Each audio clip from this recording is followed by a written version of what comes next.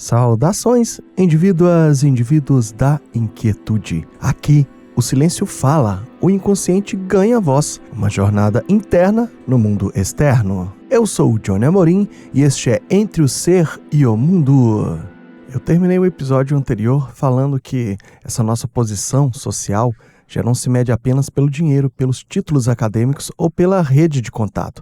Mede-se cada vez mais pelo volume, frequência e alcance do conteúdo que conseguimos produzir. Assim, o sujeito deixa de ser apenas o consumidor ou produtor. Nós também somos a própria mídia. Esta é a segunda parte do episódio A Era do Ruído e o Capital Conteúdo. Se você não viu o primeiro, eu indico que ouça. Isto posto, agora vamos ao episódio de hoje.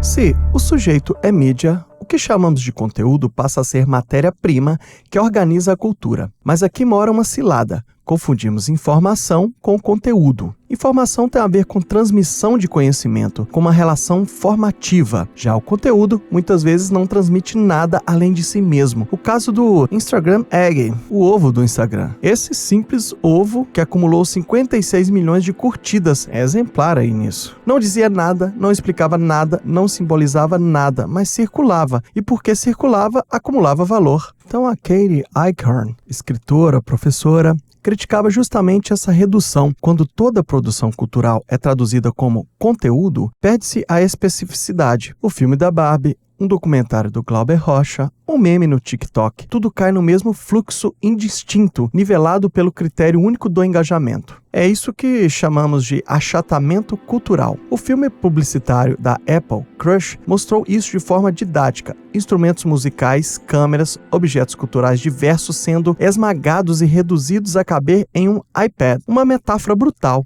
Todas as diferenças podem ser destruídas, desde que convertidas em um único meio, o fluxo do capital conteúdo. Na sociedade excitada, o Christian vai além. Ele afirma que o conteúdo gerado por usuários não é apenas produção pessoal, mas também mercadoria corporativa. Os dados que entregamos são explorados em uma relação simbiótica, mas profundamente desigual. Criamos para circular, mas quem lucra com esse ciclo são as plataformas que transformam cada clique em dividendos. Nada disso é exatamente novo. Max Horkheimer e Theodor Adorno, ambos filósofos e sociólogos alemães, nos anos 40, já denunciavam a indústria cultural como uma máquina de repetição, onde a diferença era domesticada e a produção em massas se sobrepunha à singularidade. Mas no século XXI, essa lógica foi elevada à enésima potência. Exemplos mais claros são os blockbusters da Marvel, os remakes intermináveis, a nostalgia reciclada. Vivemos em um loop frenético em que cada novo produto é apenas mais do mesmo, um eco do que já foi produzido, embalado como novidade. O escritor americano Ben Davis chama isso de afterculture. O seu livro, até com este nome também, é uma pós-cultura, um estado em que a produção cultural não inaugura mais mundos ou sentidos, mas apenas recircula os já existentes embalados pela adrenalina eletrônica de que já falava o Bifo Berardi, que eu já citei aqui. Resultado: o entretenimento, que deveria ser pausa e respiro, se torna crônico. Esperamos que tudo, do trabalho às relações pessoais, seja eufórico, dopamínico, performático. Não vivemos mais intervalos, apenas uma continuidade exaustiva de estímulos que, no fundo, repetem-se em forma de conteúdo. É a indústria cultural 2.0, não apenas repetitiva, mas ruidosa. E mais do que nunca, regida pelo imperativo da constância e do excesso.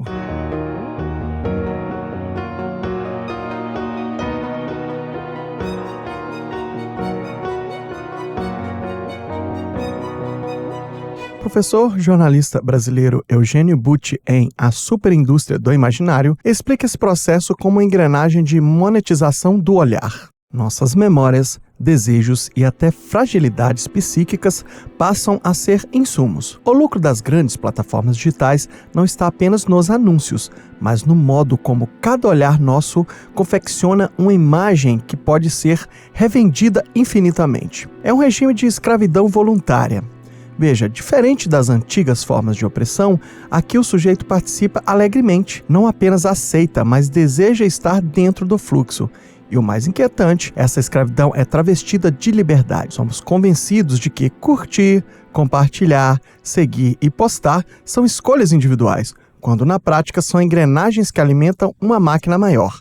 Até crianças e bebês já são capturadas por esse dispositivo. E não se trata apenas de adultos viciados em telas, mas em uma geração inteira iniciada desde cedo no ciclo da excitação digital. Mas o que é oferecido em troca? Um empobrecimento simbólico. Comentamos, curtimos, reagimos e confundimos isso com comunidade, mas são apenas simulacros de vínculo, bolhas artificiais que dão a sensação de pertencimento sem exigir reciprocidade real. Walter Benjamin, escritor, filósofo, sociólogo alemão, já alertava. A originalidade tende a atrofiar em um sistema assim. E Byung-Chul Han vai além, diz que o lixo da informação destrói as paisagens silenciosas, a linguagem discreta, as zonas de contemplação. Quanto mais produzimos e consumimos, menos elaboramos. Maria Rita Kell, psicanalista e escritora brasileira, em O Tempo e o Cão, lembra que o sujeito precisa do vazio para elaborar sua experiência, mas na era do ruído não há vazio. O excesso de imagens e estímulos não permite o intervalo necessário para pensar. Resultado, um rebaixamento profundo da nossa capacidade de simbolização. Assim, o entretenimento crônico nos transforma em seres saturados, mas não satisfeitos. E ao mesmo tempo em que acreditamos estar livres, estamos acorrentados a uma engrenagem invisível. É a escravidão festiva e produtiva do nosso tempo. Um regime que não apenas nos diverte, mas nos esgota e nos aliena.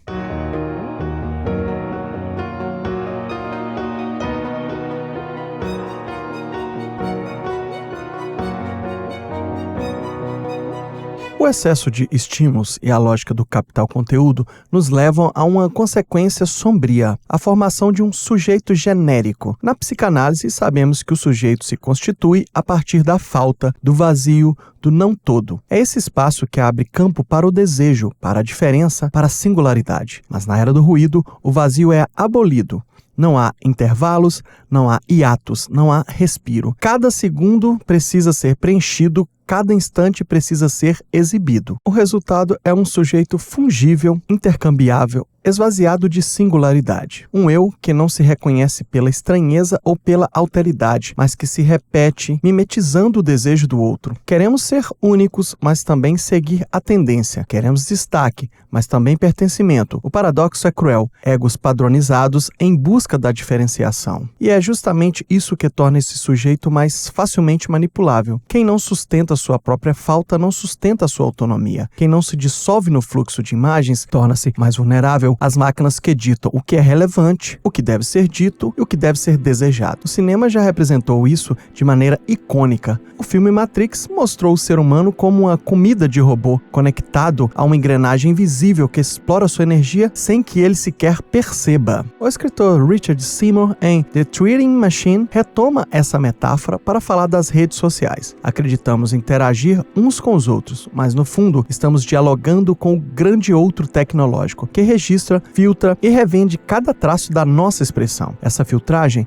que deveria ampliar conexões, acaba por desvitalizar o vínculo. A relação vira conexão, o outro vira um perfil. Quando transformamos pessoas em dados, reduzimos também a linguagem, a subjetividade, a sensibilidade. O que sobra é uma versão achatada de nós mesmos e dos outros. E o cenário se agrava com a chamada economia da tensão. As plataformas sabem que o que mais gera engajamento não é harmonia, mas conflito. Assim priorizam a discórdia, a indignação, o extremismo. A lógica é simples. Quanto mais ódio, mais cliques. Max Fisher chama isso de a ditadura da curtida. E a socióloga Tracy Macmillan Cotton acrescenta: tentamos ter conversas substanciais nos espaços mais estreitos possíveis, mas nesses espaços a comunicação não nutre, apenas infecta. Então, sobre a conclusão aqui desses autores, eu resumi isso um pouco no meu episódio 17, Nietzsche, Foucault e a cultura do cancelamento. Eu falei um pouquinho dessa ditadura online, e o quão esses conflitos nos afetam afetam. Se você não ouviu, eu recomendo muito a audição. É o episódio 17. O Guy Debord, escritor francês, muito conhecido pelo livro A Sociedade do Espetáculo, já havia alertado. A sociedade do espetáculo tende a produzir valores anticivilizatórios. E hoje vemos isso com clareza. O conflito deixou de ser força de transformação para se tornar apenas combustível de engajamento. É a dialética do barraco, a ética da lacração, a lógica do apedrejamento digital.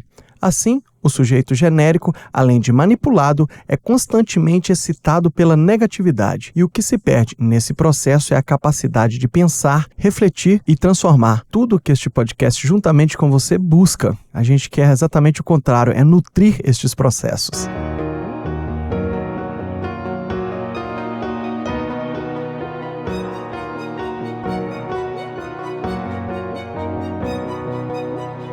Chegamos a um ponto em que o efeito mais devastador da era do ruído não é apenas a dispersão da atenção, mas a asfixia do pensamento crítico. A escola de Frankfurt já nos alertava. Quando a cultura se transforma em mercadoria, o resultado é o esvaziamento da subjetividade. A lógica é perversa. Deixe que eu penso por você.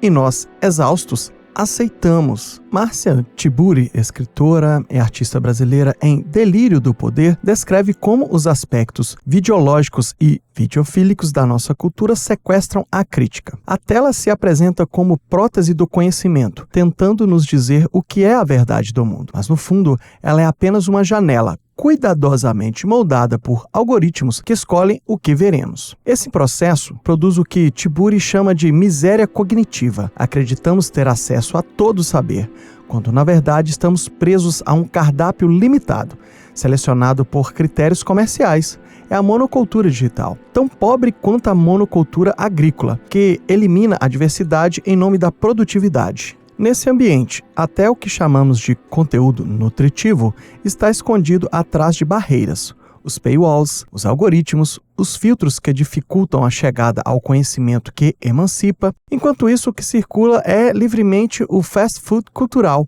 Vídeos curtos, memes descartáveis, opiniões rasas, prazeres imediatos que saturam e não nutrem.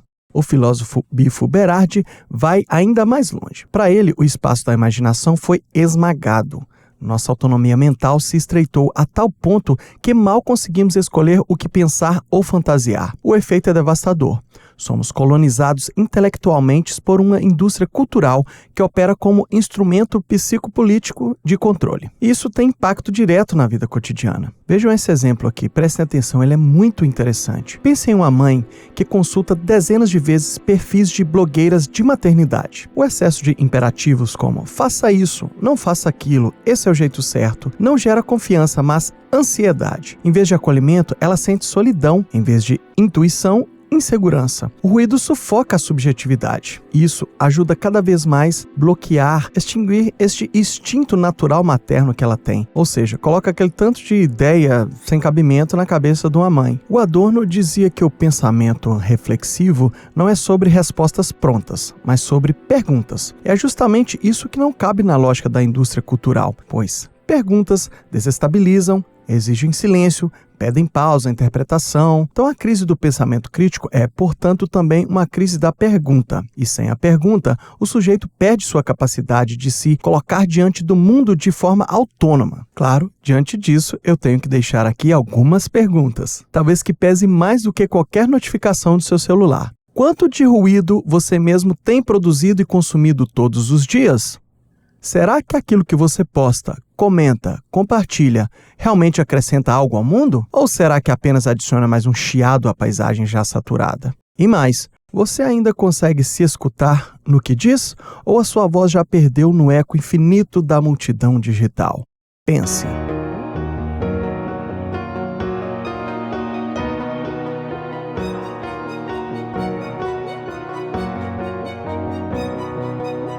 Fazendo aqui então um grande resumo para a fixação. Vale retomar os pontos centrais deste tema para que fiquem gravados aí na memória. Era do ruído. Não é apenas excesso de informação, mas uma cacofonia mental que obscurece em vez de esclarecer. A economia da atenção prevista por Herbert Simon, hoje degenerou em uma economia da distração, marcada pela quantidade e não pela qualidade. Tem autonomia ilusória, acreditamos escolher, mas são os algoritmos que decidem o que vemos, desejamos e consumimos. A infantilização do adulto, pulsos forçados, autocontrole corroído, hiperfoco substituído pela dispersão concentrada. Proposta do quarto registro, adicionando a mais um aos 3 de Lacan, sendo o virtual, sobrepõe-se ao real, ao simbólico e ao imaginário, instaurado um transe assistido. Então, o capital conteúdo é um novo eixo de valor social, somando-se ao econômico, social, cultural e simbólico, mas regido pela lógica da constância e da quantidade. A indústria cultural 2.0, loop de recepções, achatamento cultural, entretenimento crônico. A escravidão voluntária, regime festivo e produtivo em que somos, ao mesmo tempo, consumidores e mercadorias. Sujeito genérico, fungível, manipulável, padronizado, excitado pela negatividade. E a crise do pensamento crítico. Miséria cognitiva, colonização intelectual e perda do espaço da pergunta. Tudo isso compõe um quadro em que o que consumimos tem nos consumido. E é nossa tarefa, mais do que nunca, encontrar brechas reflexivas neste labirinto de ruídos. Então vamos lá de indicações. Vibes em análise. Psicanálise para escutar as vibrações da cultura contemporânea. Escrito por André Alves e Lucas Lidge, que foi a aula, o curso que eu fiz online para me basear para fazer este episódio. Na verdade, é só uma parte do curso. Esse livro escuta a pulsação do nosso tempo com o ouvido clínico da psicanálise, mostrando como os sintomas individuais se entrelaçam com os ruídos coletivos. Ambos autores também ministram aulas na Casa do Saber, o que reforça a densidade e a atualidade da discussão. Tem o livro do Byung-Chul Han, Sociedade do Cansaço, já virou um clássico que ajuda a entender como a lógica do desempenho e da sobrecarga mina nossa vitalidade. Tem também o livro da Shoshana Zuboff, A Era do Capitalismo de Vigilância. Mostra como as Big Techs transformaram nossos dados em mercadoria e capturaram nossa autonomia. Tem o livro do Christoph Turk, Sociedade Excitada, uma leitura densa, mas muito provocadora sobre como a estimulação constante molda nossos cérebros e nossas relações. Vamos lá também então, já emendando aqui com filmes e séries, o filme Matrix, que eu citei lá é uma trilogia, o primeiro foi em 1999, eu me lembro muito bem, tinha acabado de entrar na minha primeira graduação. Então é uma grande metáfora do ser humano como alimento de sistemas que exploram sem que ele perceba. Tem o Black Mirror, a série é cheia de insights aí pra gente pensar. Então pode assistir aí ao episódio 1 da temporada 3, o Nosedive, e o episódio 2 da 5ª temporada, Smithereens. E para quem acha que eu estou gastando aqui muito inglês, me perdoem, porque tem hora que eu tenho que ficar procurando o nome do episódio em português. É mais fácil de achar aqui na internet em inglês, tá bom? Mas eu falei os números e as temporadas, espero que vocês curtam. Então, encerrando aí mais um episódio, antes eu gostaria de pedi-los para avaliar com 5 estrelas o Entre o Ser e o Mundo no Spotify, curtir, comentar no YouTube Music, compartilhar, assim nos tornamos mais relevantes e vamos atingir mais pessoas e fazer uma grande comunidade do saber e do autoconhecimento, claro.